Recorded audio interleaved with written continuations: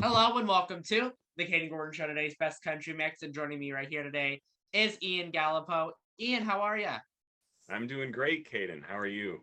Doing wonderful. So, kind of tell us a little bit about yourself and how you got started in music. Yeah, so I'm a musician from New Hampshire. I've lived my whole life in New Hampshire. Um, I just kind of grew up around it. My father was he was a touring musician when I was very little, and for 20 years prior to that, he played in a band called Fox. So I just grew up with guitars in the house and singing in the house and his music in the house all the time. Um, and I resisted it a little bit at first. You kind of do when there's that much Hmm. music. His band was him and his brother and another set of brothers, so it's just like my whole family was very musical. He bought me a guitar when I was young, and I wasn't super interested. And then I picked it up. I had to for a class when I was in Hmm. music class in seventh and eighth grade. I had to pick keyboards or guitar, and I started playing guitar and was like, wow, this really this is really something. I'm enjoying this a lot, and just kept going with it after that. A buddy of mine bought a my best friend Dan bought a drum set when I think he was a freshman or sophomore, and he Hmm. couldn't play, and I couldn't really play. You know, you don't really learn to play guitar in a music class, but we decided to try to have a band, and that band never really got anywhere. You know, it got Hmm. a couple of garage practices, but the music stuck with me. I dove into the things you do as an angsty high schooler, some Hmm. Nirvana and that kind of Hmm. stuff, and progressed from there into all kinds of other avenues. Now I'm more in a folk kind of indie rock um, vein than the Nirvana I was listening to as a 16-year-old. But yeah, still almost 20 years later, playing the guitar and writing stuff of my own. That's awesome. So, what do you most enjoy about music? I love there are so many things, but music is just it's a very emotional release. It's a very personal art form. You can Hmm. you can feel something so strongly and translate that into a song um, in a way that I don't know any other art form that quite works like that. Maybe poetry, right? But if you're write books or if you are a painter or a sculptor, there's no way to make something so quickly to get that Hmm. inspiration down on the page, and I love that about music. And I also like as a songwriter that it's like a puzzle for me, right? So you might get all those feelings out in the first place, but then there's this whole process of editing and figuring out what are the Hmm. perfect words and what can I do with the melody that mimics this feeling I'm trying to convey and get other people to feel when they hear my song.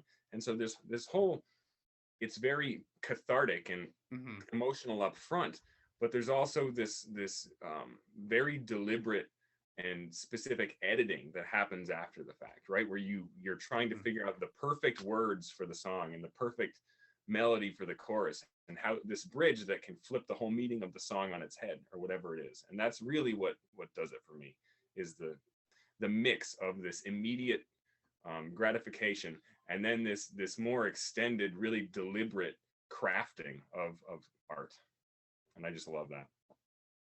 It's super important to really dive into that, I think, and that's what makes music, to be honest. It sure is, man. Hmm. So, if you could duet or collaborate with any singer out there, Ian, who would you choose and why? Any singer out there? Oh, what a question. um it's hard to answer that. I would say if I could duet or collaborate with anyone, the person that comes to mind for me right now is a band. It's a band called Darling Side. They're from the Cambridge, Massachusetts area, and Okay. they're four guys. It's kind of in the folk music bent, but all four of them they met in an a cappella group, and so the vocals that they create are truly magical, and the arrangements that they build, there's no drummer. It's one guy who plays some Hmm. cello and guitar, another guy who plays guitar and bass, and then banjo and guitar, and another guy who plays violin, and they just build these absolutely magical arrangements. And I dream of what it would be like to work with Darling Side is the name of the band, to produce a song or work with those guys. They're truly some of the most inspiring musicians for me that I hear on the scene these days. Hmm. Do you have any new singles or any upcoming projects that we can look forward to, my friend? I do, yeah. So I released a single in January, just a couple of months ago, called Passenger. It's kind of a folky blues Hmm. kind of song. That's available, anywhere you listen to music, Spotify, iTunes, Apple Music, wherever. Um, I've got one coming out in a couple of weeks here, May 20th. This show may come out after that. I'm not even sure, but I've got one coming out May 20th called Stars Above. That's a single.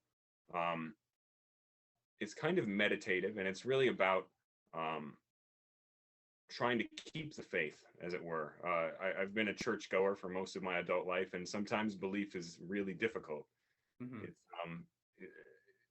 faith is just that, faith, and it can be hard. And that's a song that just meditates on um, how to continue believing when your heart isn't in it for a season, because life has those seasons. And so I've got a single coming out again in a couple of weeks here, and those will both also be on an album that I'm working on, which I'm aiming for the end of summer, probably mid-September or so. I don't have a specific release date yet, but it's 12 songs including those two. Hmm. That The album is tentatively titled Embers, and they're kind of all uh, meditative and a little pessimistic. I'm not a pessimist in my heart, but I sort through some of those feelings in song when I get discouraged about the world. And so there's this repeated imagery I found in this group of songs around fire and burning and smoldering and smoke, and those kind of images were just throughout this group of songs. And so that's the tentative title of the album. And like I said, you can look for that toward the end of the summer, probably mid-September. Wonderful. That's awesome. And I had a chance to listen to some of your stuff also, and I really enjoyed it. Thank you, Kayden. I'm glad to hear that. I know You're it's not very quite today's welcome. best country, but Yeah. th- there's some folk influences there, and I try to really focus when I can on having a clear story and narrative. I grew up listening Hmm. to a lot of country, almost against my will. I rode to a regional high school back and forth, right? So it was over Hmm. an hour a day in on a bus, and my bus driver listened to country music. So I absorbed a lot of country in the early 2000s, the early Kenny Chesney, Toby Keith. Hmm. Um, I know so many more lyrics than I would have if it had been my own choice on what to listen to. So I really absorbed the power of a story in that season of my life. And I think I've come back around to it. While my music, like I said, isn't particularly Right. country influenced, that respect for the power of narrative and story really still lives in my heart. And that's kind of why I like doing mix. That's why the mix is in there. So, Nice. because we try to kind of do it, but not do it, if that makes sense. Like, try to include everything, like a country feel, country vibes type of a feeling. Yeah, that's awesome. Thank you. Thank you so much. So, what do you like doing outside of music? Do you have any hobbies or interests that you like doing? I do. I like spending time in the outdoors. I'm Hmm. a hiker and a backpacker, and I do enjoy just getting outside, hitting the trail. I've also I'm a dad, so I've got a couple of Hmm. little girls at home, and I, they're 5 and 1.5, and they're just a blast and take up all kinds of my time. And I love spending my days with my daughters. Absolutely. So, do you have a goal set for yourself for the next 5 to 10 years? And if so, what do you see? Where do you see yourself? 5 to 10 years. I Yeah, so I've spent a long time. Like I said, I've been kind of playing music since I picked up guitar nearly 20 years ago. And I've focused, in the early part of my career was just like getting out in front of people. Before I even had songs that were worth playing to anyone, I didn't know as a teenager. You don't know how bad your songs are, but now I do. And I spent a long time really committed to my songcraft and writing a song that I felt like could move people. And I've come to realize over the last couple of years that I've neglected the part of my music career where I actively seek to build some relationships and promote these songs that I'm so proud of. So my goal over the next probably 5 years is to build a real listenership, um, in the thousands at least, right? I've got a few dozen listeners on Spotify right now, and I think, eh, for no other reason than I'm proud of the songs, and I've watched them move people in the small shows that I do, that I want to build a Spotify and Apple Music fanship that's a few thousand people, and just see what kind of rooms I can play around New England with with that kind of following, just to build up, a little. It's not a career. This is never going to be a career for me. I have a job that is full time,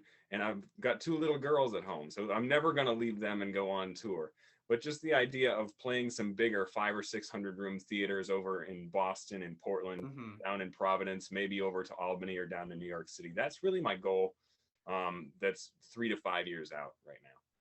And in 10 years from now, I hope anyone still wants to listen to me at all at 45, we'll see how it goes. Yeah, you never know. And that's really a good goal because then you're not going super far away, but you're also getting the exposure. Yeah, that's exactly it. Is my goal has never been an international tour, and I just, as I said, in the last couple of years, I've realized that for all the work I've put into these songs, I think they can. Mhm. There's something there, and that, the people that I've interacted with in my shows in the last few years have really been moved by a few of these pieces that I play. And so I just want to put them out there in the world, and see what they can do to get other people through hard times or make them think outside of their own experience. Absolutely. And is there a message that you would like to give people that's been following you for a while or anyone that's listening or watching this? Anyone that's listening to or watching this, thank you for tuning in.